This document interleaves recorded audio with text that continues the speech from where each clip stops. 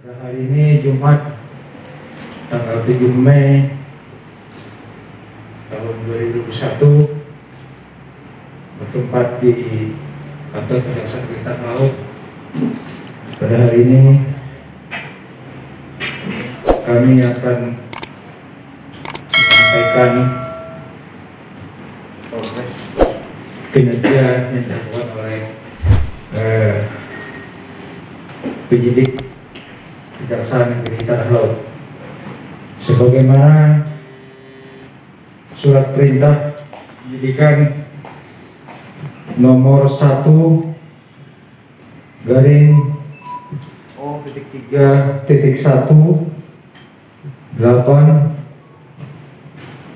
garis miring FD 1 garis miring 05 2021 tanggal 5 Mei 2021 telah dilakukan kegiatan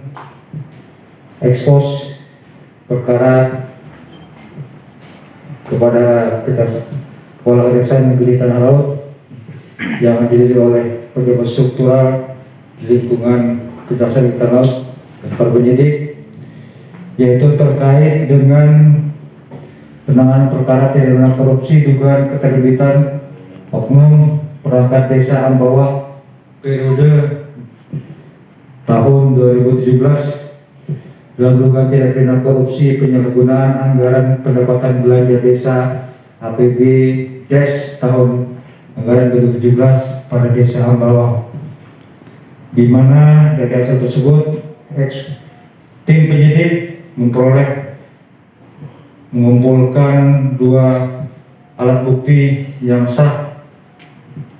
yaitu bukti keterangan saksi dan keterangan alat bukti surat sebagaimana dalam ketentuan pasal 184 ayat 2 KUHP yang menguatkan adanya dugaan keterlibatan oknum perangkat desa Ambawang periode 2017 dalam tindak pidana korupsi penyalahgunaan anggaran pendapatan belanja desa tahun 2017 pada desa Ambawang, di mana telah dilakukan pengkajian oleh tim jaksa pengkaji, di mana terdapat proses selanjutnya adalah melakukan penetapan tersangka dalam proses penyidikan tersebut, bahwa melalui surat penetapan tersangka nomor B540 garis miring O.3.18 FD 1 garing 05 2021 tanggal 5 Mei 2021, Kepala Kejaksaan Negeri Tanah Laut telah menetapkan 1 orang tersangka dalam dugaan tindak pidana korupsi penyalahgunaan anggaran pendapatan belanja desa APB Des tahun anggaran 2017 pada desa Ambawang dengan inisial saudara W sebagai sekretaris desa Ambawang periode 2012 sampai dengan periode 2018, di mana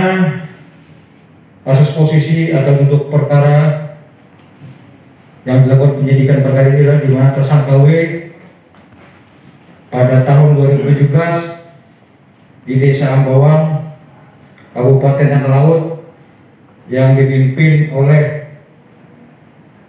Saudara Sugiman selaku kepala desa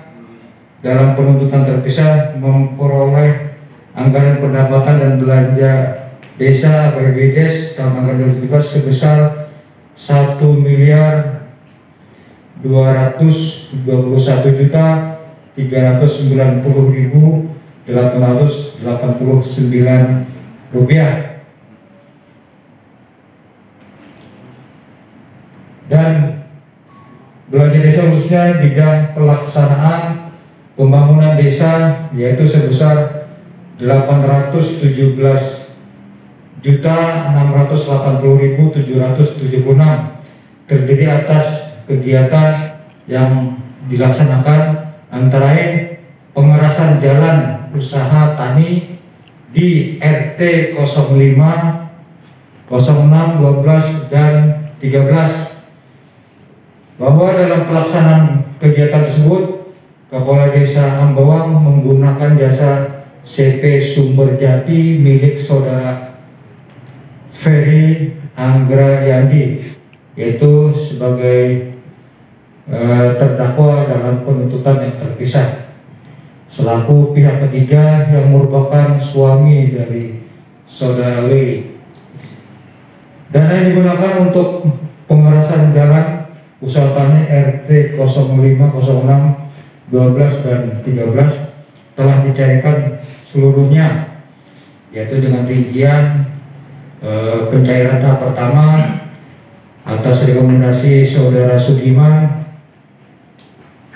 Untuk tahap pertama ini dicairkan sebesar 375 juta rupiah untuk ditransfer ke rekening saudara Ferry Anggrayandi. Itu dilakukan transfer yaitu pada tanggal 15 Juni tahun 2017. Kemudian pada tahap kedua atas rekomendasi dari tersangka W selaku Sekretaris Desa Ambawang periode 2017 untuk segera mencairkan tahap kedua sebesar 51 juta rupiah untuk segera ditransfer ke rekening Ferry Anggrayandi, yaitu tanggal 1 November 2017. Kemudian tahap ketiga atas rekomendasi dari tersangka W untuk segera mencairkan tahap ketiga sebesar 305.951.815 rupiah untuk segera ditransfer ke rekening Ferry Anggrayandi pada tanggal 7 Desember 2017. Bahwa untuk mekanisme pencairan dana terkait pekerjaan pengerasan jalan usaha tani di RT 05, 06, 012 dan 13 di Desa Ambawang tidak sesuai dengan prosedur, dikarenakan pelaksanaan pembangunan sebagian besar adalah fiktif alias tidak dikerjakan, bahwa akibat perbuatan tersangka W telah merugikan keuangan negara CQ Desa Ambawang sebesar 573.354 rupiah sebagaimana laporan hasil audit perhitungan kerugian keuangan negara atau dugaan tindak pidana korupsi pekerjaan jalan usaha tani pada Desa Ambawang tahun 2017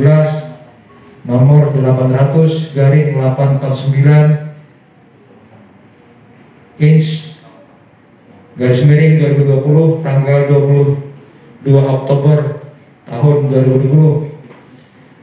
terhadap hasil penyidikan ini. Selanjutnya kepada tersangka disangkakan dengan yaitu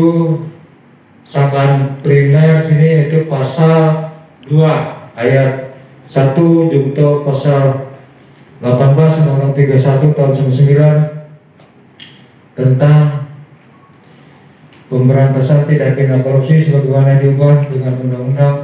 nomor 20 tahun 2001 tentang perubahan atas Undang-Undang nomor 31 tahun 1999 tentang pemberantasan tindak pidana korupsi junto pasal 55 ayat 1 ke 1 KUHP subsidiar pasal 3 junto pasal 18 Undang-Undang nomor 31 tahun 1999 tentang pemberantasan tindak pidana korupsi sebagaimana diubah dan ditambah dengan Undang-Undang nomor 20 tahun 2001 tentang perubahan atas Undang-Undang nomor 31 tahun 1999 tentang pemberantasan tindak pidana korupsi junto pasal 55 ayat 1 ke 1 KUHP. Pada kesempatan ini diharapkan agar tentunya tersangka kooperatif dalam hal proses penyidikan, dan bahwa dalam tindak pidana korupsi ini selain dilakukan penyidikan dengan kehadiran tersangka, namun juga bisa dilakukan dengan cara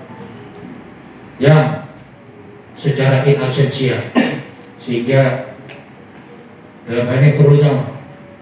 kooperatif semakin kooperatif maka akan lebih memperhatikan dalam asas keadilan, kepastian hukum, dan juga kemanfaatan dalam hal ini. Dan demikian dapat kami sampaikan penyampaian kinerja dari Kejaksaan Negeri Tanah Laut atas. Dalam hal ini saya Kepala Kejaksaan Negeri Tanah Laut Ramadhani, Presiden Hukum Magistri Hukum. Demikian, terima kasih. Tersangka yaitu saudara Ferry dan Wulan ini, ini adalah sebagai suami istri, sehingga perkara ini pun kita secara objektif sesuai dengan peran dari subjek hukum yang bersangkutan. Ancamannya Pak? Bahwa tentunya dalam hal ini ancaman pasal 2 adalah minimal 5 tahun, kemudian untuk pasal 3 itu minimal 1 tahun.